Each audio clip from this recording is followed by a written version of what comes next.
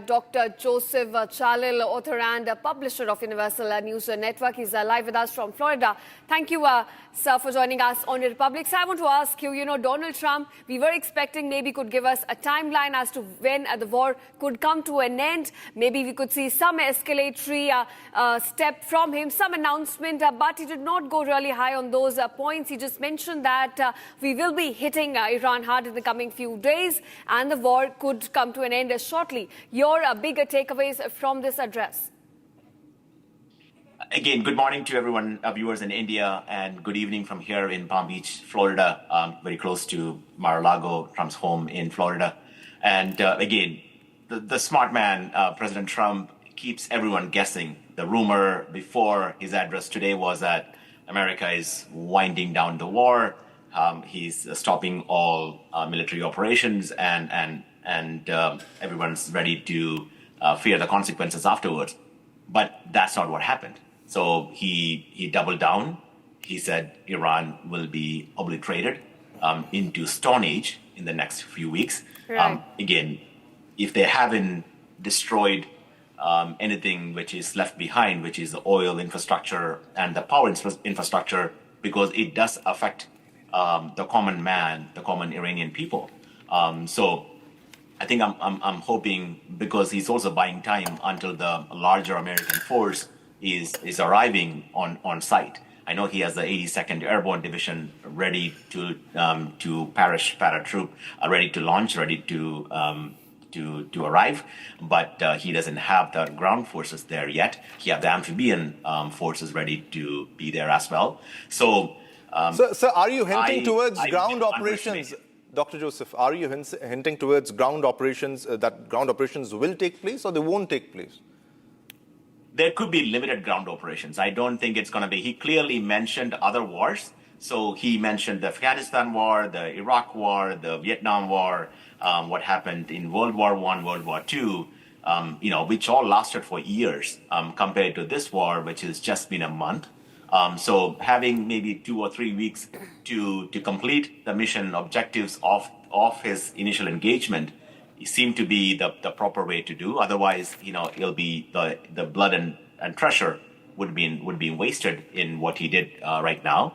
So I could assume that could be limited. I don't think he will confirm it. It could be a surprise.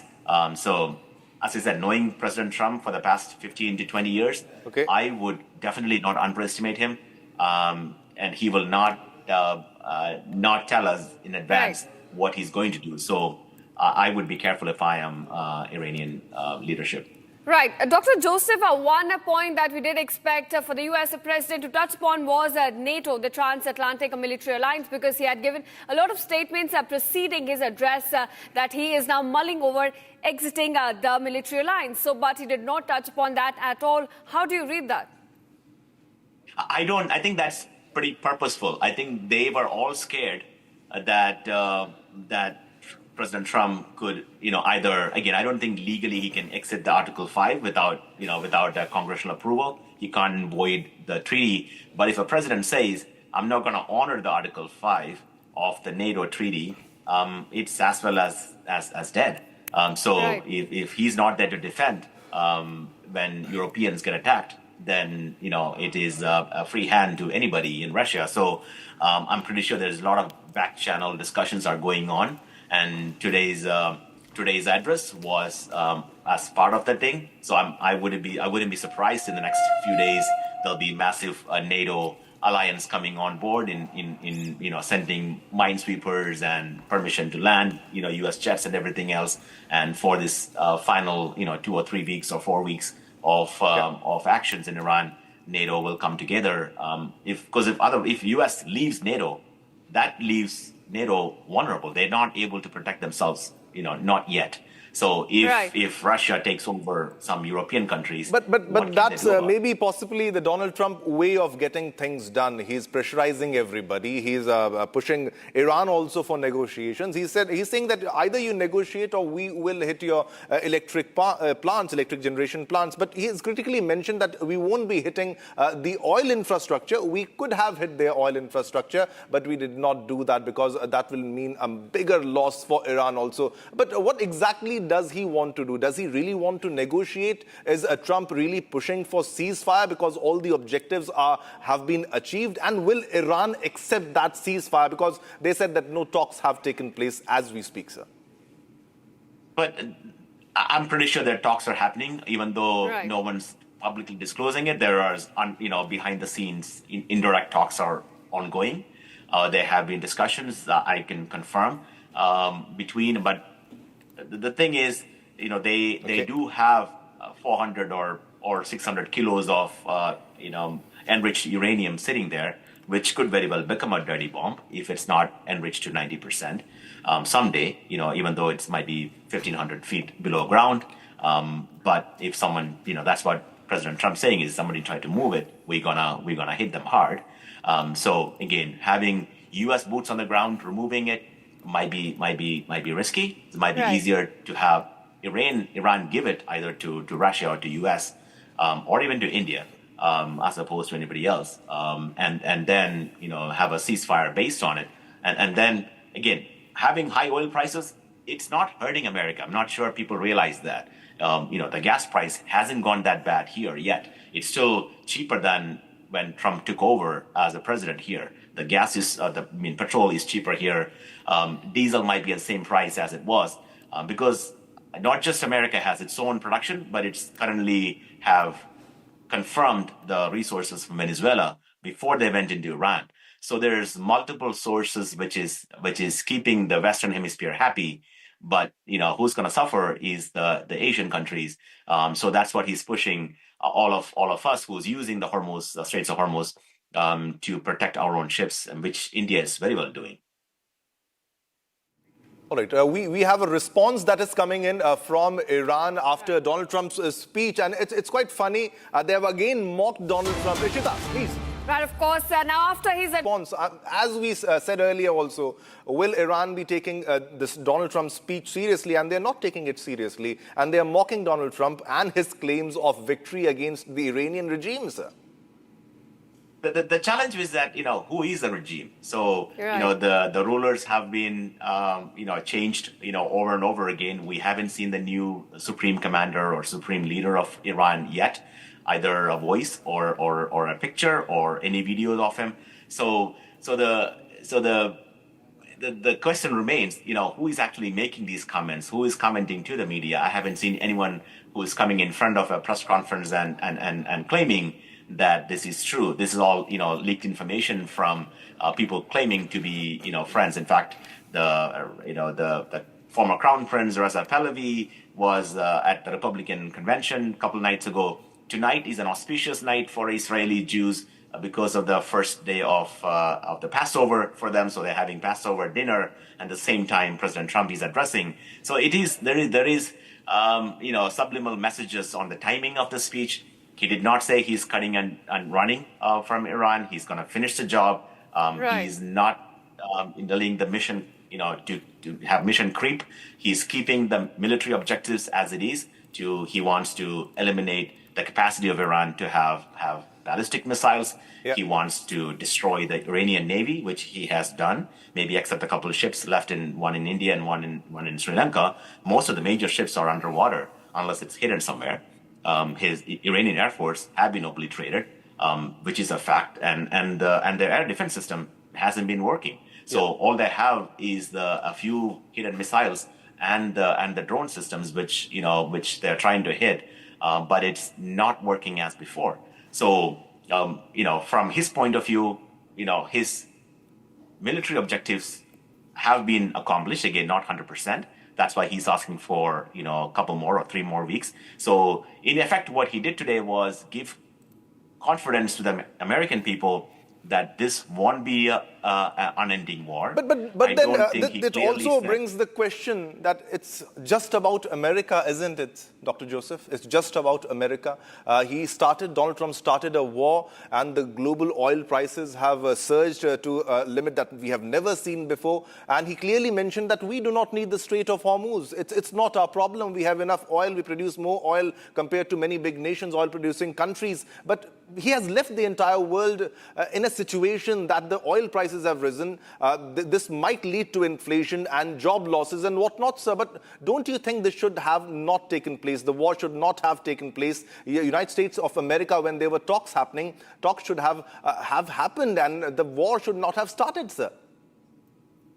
But again, this speech was not for the global audience. This was more towards the American audience. This was prime time in the U.S., early morning in India, maybe way early morning in other countries. So those discussions were for American audience. But remember, imagine if Iran had a nuclear weapon. Maybe, let's say, a month from now, when they were negotiating. While Iran was negotiating, they were ramping up ballistic missile production.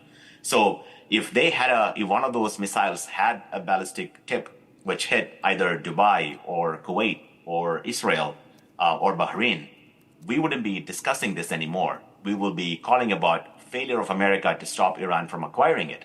So they will be then, and this is the only country in the world which is currently, maybe a second country would be Pakistan, right, supporting Islamic terrorism worldwide. They're supporting Houthi rebels, they're supporting Hamas, they're supporting Hezbollah in Lebanon, and it's all funded by Iran. It's not just funded, they are also armed by Iran. Right, sorry to interrupt you there, but the military objective regarding enriched uranium still remains unclear, because Donald Trump himself admitted it's buried deep down somewhere in Iran and it's very difficult to extract. So that military objective still remains unclear about enriched uranium.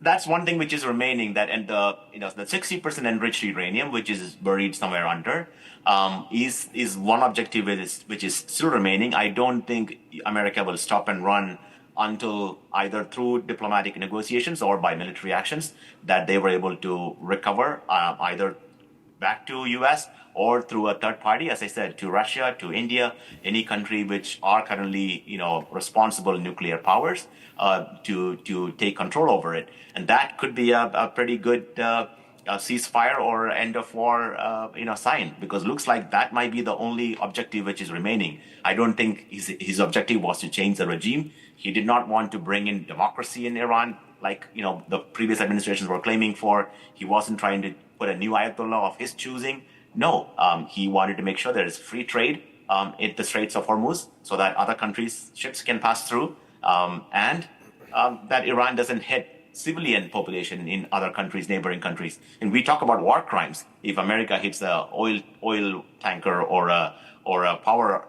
generating plant, why are we not talking about Iranian war crimes committed by hitting civilians in Israel, civilians in Dubai, Indians killed in Kuwait, in Bahrain, in Qatar? So they've been committing war crimes, and why isn't anyone standing up? What happened to United Nations? Why is it such a useless association?